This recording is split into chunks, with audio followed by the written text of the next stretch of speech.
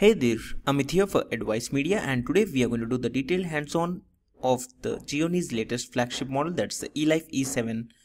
This comes with the Amigo 2.0 UI, which is the latest version from them. The Gionee Elife E6 came with Amigo 1.0, while this is the upgraded version running on this device. This device comes in 7 different color variants, while we are showing you 4 different options. If you ask me, I would actually prefer the white color edition or the blue one. But these comes with the glossy back and these different color options which you can select from. The device comes with a 5.5 inches full HD display, that's 1080 by 1920 pixels, and it comes with the Qualcomm Snapdragon 800 processor, and the device comes in actually 2 different variants, that's the 16GB and 32GB variant. The 16GB variant actually comes with 2GB RAM, while the 32GB version comes with 3GB RAM. This is the UI wherein you can swipe from the right towards the left to get the camera application, which comes with few other options, while swiping from the bottom to the top would actually take you to the applications area. A different kind of UI again, and in this there is a new feature which is called as fake call. The fake call is an application which offers you with the option of getting a fake call on your device within 15 seconds in case if you are alone or if you are looking for some kind of security, then the fake call is a feature which you can go for. Now let's go on and check out the notifications area. There is no quick settings option icon on the top right of this device. That's the reason you get a new kind of notifications area which is divided into 2 parts. One is the notification and the second one is the settings. The notifications area would show you all the latest notifications, while the settings area is actually divided into different kind of categories, like the device settings like airplane mode or the wireless LAN, Bluetooth is divided into one section, while the others are into different categories. These are the other preferences which you can select and set up. Talking about the device, it comes with the Android 4.2.2, not the KitKat version actually, which was what I had actually expected from this device, but this comes with 4.2.2. But again, it doesn't really matter because it comes with the Amigo UI, which is a different kind of UI, like the Samsung comes with TouchWiz. This comes with Android 4.2.2 at the end.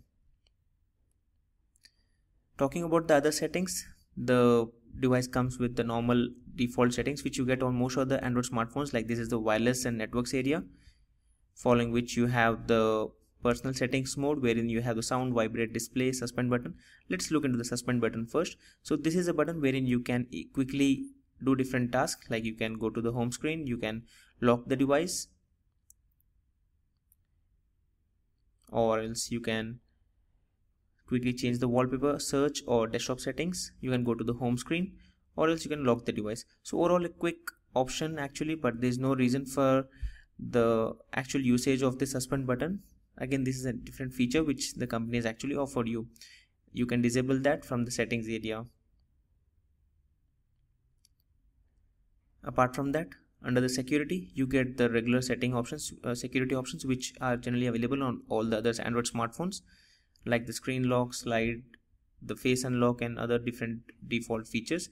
There's another guest mode option which was actually also available from the Jelly Bean versions on most of the Android smartphones, but this time it's specifically available on the Gionee Elife E7. Apart from that, there are the basic other options which are available on this device. Let's actually quickly look into the storage area and check out what's the internal storage once you set up this phone. So as you can see, the phone has a capacity of 16GB, out of which around 10GB of space is actually available, which would be something which would be available for you out of the box. This is the LED light option which would actually show you LED notifications on your device. Apart from that, there is also a feature of smart gestures which would actually allow you to pick up the phone, like smart dial, smart answer and so on and so forth. So these were few of the basic settings which you would get on the Elife E7. Let's take a quick look on the different applications which come pre-installed. As you can see, it comes with all the Google based with default applications and a tools folder. Now the tools folder actually offers you with some kind of notes, torch, clock, compass, sound recorder and some of the useful tools which you would use in day-to-day activities. And the gallery application actually comes with 2 kind of modes. One is the consumer and the professional mode. So this is a demo of the consumer mode which would actually show you the preview of the captures which we have earlier captured using the smartphone. The camera is quite powerful. I would say it comes out with some brilliant photos. Especially what I have actually liked is the front camera and not the back camera. Let's actually look into the home screen customization. There's an application called Colors, which would actually allow you to change the wallpaper, themes and effects on this device. Now the point is that when you tap on the wallpaper, it will allow you to select the desktop static wallpapers or the live wallpapers. It comes with a bundled list of different wallpapers which come with some beautiful options. While this is the complete UI, as you can see here, when you swipe from the lock screen to the home screen, the wallpaper actually gets a bit blurred, and that's the Amigo UI. Many people were actually confused why their wallpapers were actually getting blurred, but that's the part of this UI. There's also a themes area where you can select some pre-installed or available themes, or else you can actually download them from the internet. There are also options of switching the effects, which are actually available when you want to switch from one home screen to the other screen. Like you can change the option from cross flip or fade in. So if you select a random one, then every time you swipe from one home screen to the other one, the different kind of effect would be applicable.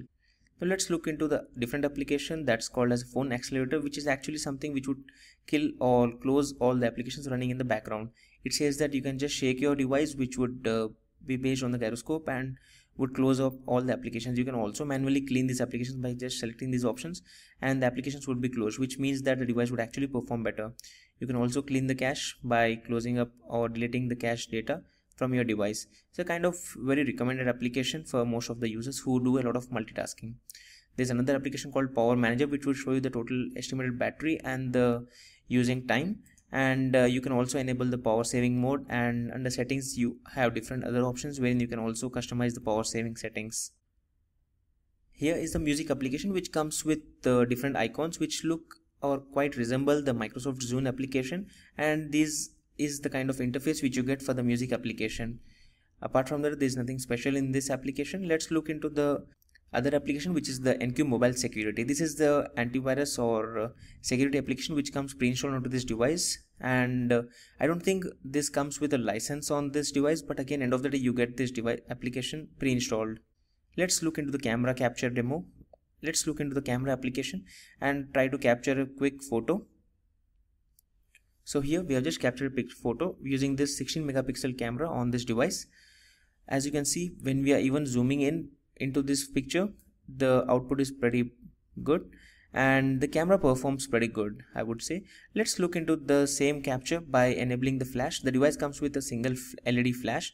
Let's see how powerful that is. And the picture, that's the output, is this. Not completely satisfied. As you can see, it's actually focusing only in the central area and the sides are actually blurred. Let's check out the other options. So overall, this is something which is mind-blowing.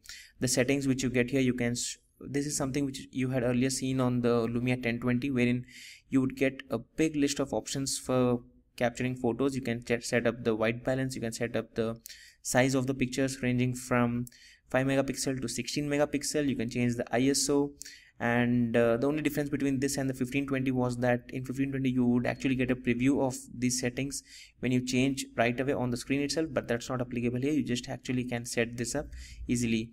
You can change from the night mode to the HDR mode to the video. You can set up a self timer from 5, 10 or 25 seconds. You can set up the capture mode by selecting the normal or V-sign or smile mode. So there are different interesting options which you can set up in the camera application. This is something which is pretty interesting. Let me capture a front photo using this device front camera and check out the output. So overall, the front camera is something which is my personal favorite because it comes with the 8 megapixel sensor, and the pictures out of this are just mind-blowing. So this was a quick hands-on on the Gionee Elife E7, giving you a quick overview of what all comes on this Android smartphone. Do like this video and subscribe to Advices Media for more. Thank you.